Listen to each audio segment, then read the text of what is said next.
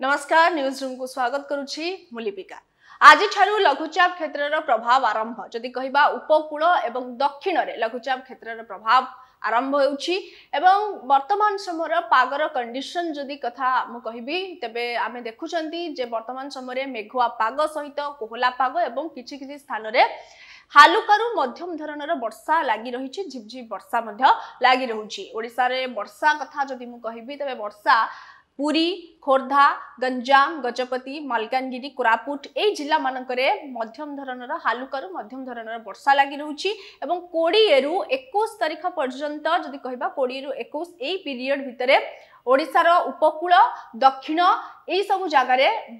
वर्षा लागि रहिबो एवं ए कोहला पाग सहित मेघुआ पाग एवं ठंडा पवन बहुची एई कंडीशन पागर कंडीशन आमे देखिबा को पाइबा 18 रु 21 पर्यंत एमिति कोहला पाग सहित वर्षा किछि किछि स्थान रे हालुकार मध्यम धरणर वर्षा एवं कोहला पाग मध्य देखिबा को पाइबे। तबे वर्तमान समय जदि कहबा शीतर प्रभाव टिके कमी छी कारण वर्षा जेहेतु हेउछि ओडिसा रे तबे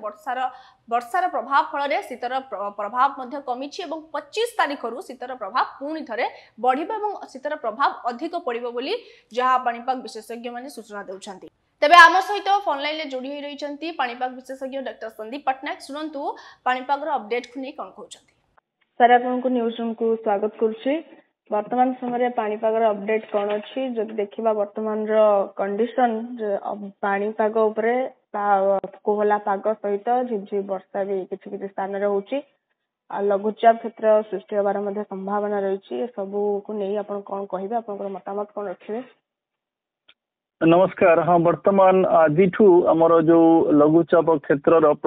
जो प्रभाव आरंभ आज आपण गोटे आच्छादित बादल आकाश रे रहिबो कोहला पाग रहिबो हालुकार मध्यम धरण वर्षा यही सब अवस्था पाणीपागर आउ 3-4 दिन लगी रहिबो अप टू 21 तारिख पर्यंत आउ तापरे जो 21 तारिख पर्यंत एमिति पाग लगी रहिबो कोहला पाग एमिति वर्षा हाँ कोहला पाग टिके हालुकार मध्यम धरण वर्षा बादल आच्छादित आकाश ये सब कंडीशन मेघुआ पाग ये सब कंडीशन रहिबो आउ वर्तमान जो प्रभावटा आरंभ होइछि पर्टिकुलरली उपकूलवर्ती अंचल आउ दक्षिण ओडिसा रे लगुच जो पीक प्रभावटा लगुच 20-21 रे रहिबार संभावना अछि कारण से धीरे धीरे लघुचाप क्षेत्रटा वर्तमान दक्षिण पश्चिम बंगोपसागर अछि तापर से टिके उत्तर दिगरे कि उत्तर पश्चिम दिगरे जाई कि पश्चिम केंद्रीय बंगोपसागर को आसीबो तेणु तापरे से उत्तर बंगोपसागर को आसीबो तेणु तमिलनाडु आंध्र प्रदेश ओडिशा उपकूलवर्ती समुद्र रे तार गतिविधि रहिबो आउ नेक्स्ट जो 48-72 घंटा आसुची संगठित होबा पई कि सुजोग अछि पर्टिकुलरली 20 तारिख पर्यंत संघर्ष करिवो दुर्बल सिस्टम जस्ट जो हमर कह जाउची सुदृश लघुचाप कि अवपात हे जाई पारे कारण तार जो 20 तारिख परे हमर गोटे पश्चिमा झड़र भी गोटे प्रभाव रहउची 21 रु 23 तेणु गोटे बेसी जोर रे जो पश्चिमा पवन प्रभावित हम तेणु पश्चिम पवन प्रभावित हेले ताकू दुर्बल शक्तिहीन करदेव आउ से गोटे बड़ एरिया रे खेली हो जीवार संभावना अच्छी आउ से परिप्रेक्षी ओडिशा रे प्रभाव दब आउे ये प्रभावटा मत लगुच 22 तारिख 21 तारिख सुधा सरीब वर्षार टे मेघुआ पाग रही पारे किंतु 22 तारिख परे लगुच पुणी तार जो प्रभाव सरीबो आउ शीत कंडीशन पुणी आरंभ होबार संभावना ओडिसा रे शीत केबेठु कोन पड़िबो जेहेतु वर्तमान समय वर्षा कोहला पाग होउची शीतर प्रभाव टिके कमिची परवर्ती समय जे देखिबा शीतर प्रभाव केबेठु कोन बढ़िबो वर्तमान आपण देखिबे जो प्रारंभिक प्रभावटा हमर दक्षिण ओडिशा उपकूलवर्ती ओडिशा रे अछि तेणु तथापि पश्चिम ओडिशा उत्तर ओडिशा रे शीत प्रभावटा रहिछि भी किंतु धीरे धीरे काली परठू सेटा टिके परिव्याप्त हबो उत्तर को आ पश्चिम को तेणु से परिव्याप्त हेले सेठी जो सर्वनिम्न तापमात्रा अछि सेटा वृद्धि पाइबो शीतल प्रभाव कमिबो तेणु मोटामोटी आर प्रभावटा 21 तारिख परे जो बादल कंडीशन सब क्लियर हो जिबे मत लगुच 22-23 रु उत्तर आमर पश्चिम जिला माने पुणी शीतर प्रकोप रे आसीजिबे कारण वर्तमान उत्तर पश्चिम वायु बहुत सक्रिय अच्छी उत्तर भारत में ठंडा चली खाली ये जो लघुचाप क्षेत्र जो आम किछिटा रिलीफ पाऊचु किंतु पुणी 22 तारीख पर कंडीशन शीत कंडीशन आसबार संभावना रहुची आई जो लघुचाप क्षेत्रटा वर्तमान किछि समय ओडिशा उपकूलवर्ती समुद्र रे भी रहिबो 22-23 पर्यंत रहिबो तेणु ता प्रभाव रे उपकूलवर्ती अंचल रे आंशिक बादल कंडीशन भी सृष्टि करि पारे किंतु पश्चिम ओडिशा रे मते लागुची 22 तारीख पर पुणी शीतर प्रभाव आरंभ होबार यथेष्ट संभावना रहुची।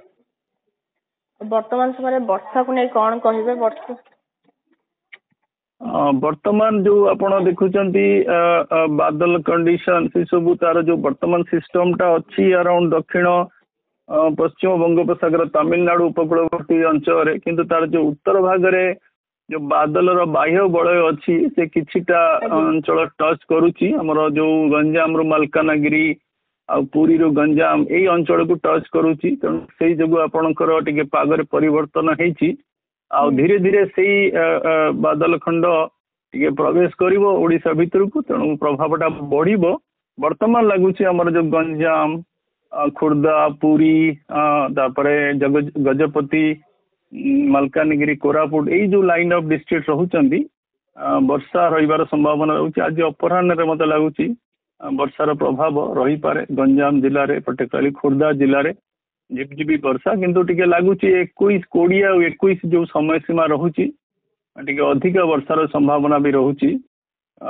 ओडिशार उत्तर रे उपकूलवर्ती रे आउ दक्षिण रे ई तीनटा जोन रहुची किंतु दुर्बल सिस्टम आउ जो पश्चिम वायु ताकू बहुत शीघ्र ताकू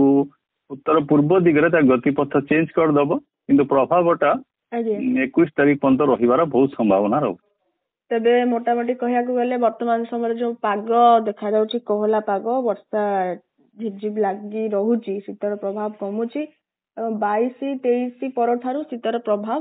पुणी देखा जिवो जदि कहबा अधिक प्रभाव पड़िबो शीतर प्रभाव। हाँ आपण कौन हम कि वर्तमान दिन बेला बादल आच्छादित आकाश रहिबो तेणु आपण को दिन बेला जो सर्वोच्च तापमात्रा थाए से खसीज से कम ही जीव आपण के दिन बेला कोहला पाग रहिबो ठंडा रहिबो टिके विंडी कंडीशन भी अनुभव करूछंती कोहला पाग सहित ठंडा अनुभव करू। हाँ आमे जतले कोहला पाग कहूछु त माने सेटा दिन बेला ठंडाटा मोस्टली हमर रहुची आ कारण बादल आच्छादित हले एबे उपकूलवर्ती अंचल अछि काली पुणी संपूर्ण ओडिशा को व्यापीबो तेणु से जगह सर्वोच्च तापमात्रा कमिजी आपन ठंडा विंडी कंडीशन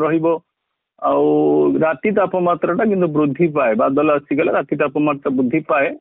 किंतु 21 तारीख चलीगला धीरे धीरे पश्चिम उत्तर ओडिशा पुणी आमर जो सर्वनिम्न जो तापमात्रा अच्छी से कमिबार संभावना रहुची कारण उत्तर पश्चिम वायु जो पश्चिमा झड़ रहुची गोटे 21-23